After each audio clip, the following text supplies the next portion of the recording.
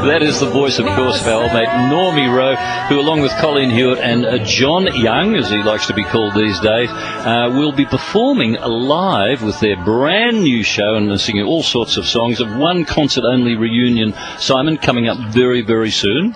Yes, and I have a question for Normie Rowe about this. Firstly, we should say hello. G'day, Normie. G'day, Simon. G'day, John. Hey, long time no speak, Blackers. I was about to say, Normie, I can't remember the last time I saw you, but from the I think it looks might of have been on Such a Libro. What's it called? Faccia Libro. Faccia Libro. Oh, that's Italian. That's very good. I'll just check with our panel operator. Ken, do we need to dump that? Have they said something offensive? No, I didn't swear. Now, Normie, you're on. Now, whereabouts is this again?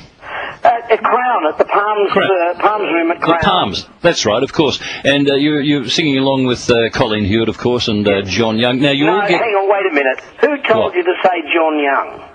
Yeah, he did. Never John. He did. No. Oh, you know, like Johnny Farnham's now John Farnham. Yeah, but, and Normie Rowe is... Farnham. That's a different thing altogether. Exactly. He's scared of being tied with Sadie, the cleaning lady.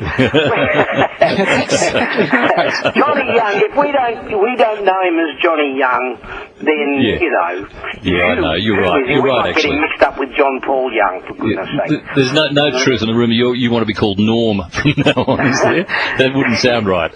You know, the reason I didn't even approach that concept was that it's an Australian term of endearment to shorten a name and add IE or Y. You know, that's right. Chrissy Prezi. Yeah, and I'm working with Simey. Yeah, I was going to say, if either of you start calling me Simey, there'll be trouble. Actually, Simon, it gets shortened to Simo, doesn't it, Normie? Simo. Well, Simo. That's a latter day thing, but you've always been Blackers. Well, that's true too. Look, but we're dealing with semantics here, Normie.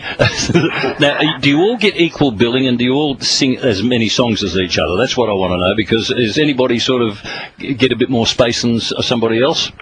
We've got we've all got pretty much the same time. What we're doing with the time that we have is up to us. John's got some little surprises up his sleeve. We've also got a wonderful singing girl duo called the Rockels. Rockels. Rockels. That's Penny and Rosie, who are just extraordinary singers, and they've put together a little, I suppose it's 12-15 minute set just at the beginning of the show with Johnny Young. I'm going to keep doing this. Johnny Young. Okay. Yeah. He always says, "You will always be Normie Rowe, but I'll always be young." He uses that joke a bit too, by the way. It's a choke, not a joke. And of course, we've got the most beautiful Colleen Hewitt, and her voice is, it's haunting these days. It's grown. It has timbre that only maturity can bring to it. She's singing so beautifully. The hair stands up on the back of your neck, and I am so looking forward to just standing in the wings and listening to both John and Colleen. The girls are going to be great. The band is through the roof, brilliant. I always loved Colleen Hewitt. Her version of "The Wind Beneath My Wings" was just fantastic. Anything Colleen sings, she makes her own. I'm quite convinced of that. And are you doing all your old favourites like "Que Sera Sera" and "It Ain't Necessarily So" and all those ones? I started going through all the songs that I thought people might like to hear of my own recordings. The only thing that I didn't record through those halcyon days of the 60s and 70s that I'm doing will be "Bring Him Home" from Les Miserables. Nice. I'm doing. I think there's 12 top 10 songs that were mine. Colleen's got another 5 or 6 number ones John's got all the songs that he had as hits for himself in the 60s, but also all the songs that he wrote, you know, songs like I Thank You for Lionel Rose, The Real Thing and A Girl Like You for Russell Morris. He wrote so many wonderful songs for other people, including the one about me for Ronnie Burns, that beautiful song called Smiley. Oh, was that about you? Didn't you get it? No. I thought you were pulling the leg there for a minute. No, it's true. It's true. Is it true? Oh, well, I didn't know myself, and I was doing a radio program up in Brisbane one time, and John was my guest, and he said, "Did you know that I wrote that song about you?" I had no real idea about the Vietnam War. Ronnie wanted a Vietnam song. Yes, of course, there is that reference, isn't there, Smiley? Smiley, you're up for the Asian War. You're up for the Asian War. Now, isn't that amazing? At my age, all these years, I just thought it was just another song, but he actually wrote it about you. Now, I'm flabbergasted, Normie. and when Ronnie Burns gets on stage with us at any one time, it's a really lovely feeling, you know, the three of us. So, anyway, we've got this, and we've got there's a special guest going to arrive. We're not telling anybody who it is at this stage. It's Daryl, isn't it? Sorry? It's Daryl, isn't it? I don't know that Daryl would want to be on stage with us. He'd love to be on any stage, don't you worry about that. Oh, so you're not going to blow the surprise then? No, we can't do that, but I can assure anybody who buys a ticket will be absolutely delighted when this person comes on the stage. Now, Normie, can I ask, is this going to lead to something we had like the fabulous success of Cotton Keys Morris, or Burns Cotton Morris as it was originally? Could this Normie, Colleen and Johnny take off and become an ongoing interest? Look, you know, I'm going to give the footballer's answer to that. We're going to play one game at a time. We're going to see how things go.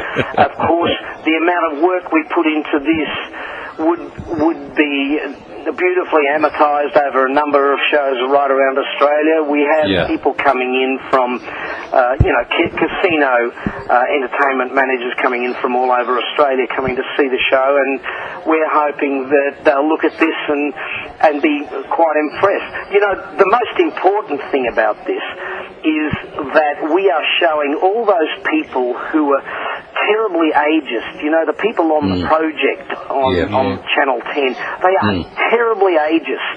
They really have a terrible slog at older people. Well, between the three of us, you know, we got 190 years of experience. We're up there, and we can do it with the best of them, and it's going to be an extraordinary show. I agree, Norm. Most people, after you turn, I reckon, about 45 these days, they write you off and they say, "Oh no, you're an old guy." So I've got 3 years left. You try and be successful. You've got 3 years left, Simon, to be successful. But mate, this is just fantastic. And of course, you're in the good hands of Dennis Smith, my old mate. Yes, Dennis is the promoter, and of course, Dennis is a dab hand and linchpin of some of the great shows on television, Time for Terry and a bunch of other things in the old days. But more importantly, the Go Show. It was basically his original concept, and from that Go Show, we started with half a dozen artists, and in about the 4 or 5 years that it ran, it turned the whole of Australia into a music industry. Close your eyes and I'll kiss you. Good night, Simon. Tomorrow I'll miss you. Good night, Normie. Good night, Simon. Good night, Australia. Good night, Colleen. Now, before we do let you go, though, Normie, I have to ask. I went and saw Billy Joel and Elton John performing at the MCG. Yes. Which was probably a great concert for people in the front row, but for everyone else, I think it sucked. Is there one thing I did love that they did do, though, was they did songs of each other's. Is there a chance that you'll be, like instead of John singing the Young Talent Time, Step Back or something, yeah. Are you going to knock off one of his numbers and Colleen can sing something of John's, or is there a bit of that? I know Colleen could sing something of John's. I don't know whether I really want to. You don't want to touch his stuff, right? I don't want to touch his crap. And he doesn't want to touch yours either. And So there. It's a mutual admiration society. We're working on stuff together. We've got this whole thing is a work in progress, of course, and it may very well turn out a bit like that. I saw that concert with Billy Joel and Elton John, and it was rather a marvellous concert. I think this is going to have a uniqueness that people will remember. Sure. All right, mate. Well, listen, best of luck, and it starts, the 14th of Feb, yeah? Yeah, 14th, 15th of Feb at the Palms at the Crown.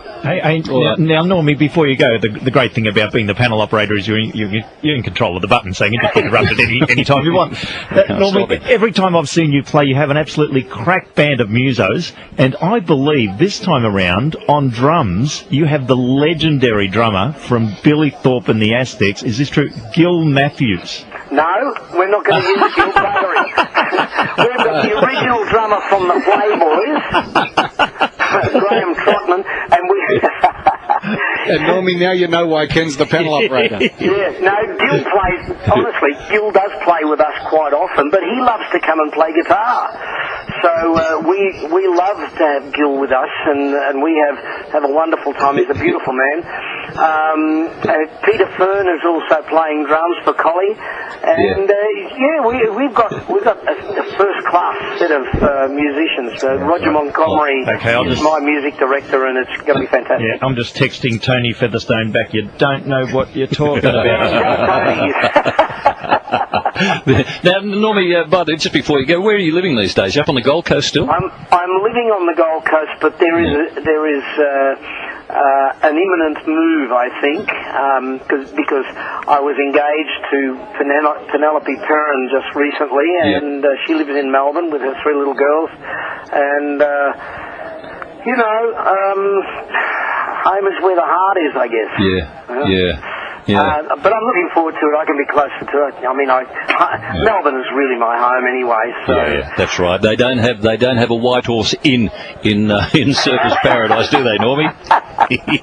God, it's been a while since I was there. Exactly. Yeah, even making me feel old. All right, mate. Listen, best of luck. Give my love to Dennis and to Colleen and Johnny and to you. Just fantastic. 2 nights only at the Palms at the Crown, 14th and 15th of February. Thank you very much. I've been listening to you on TuneIn up here on the Gold Coast, and right.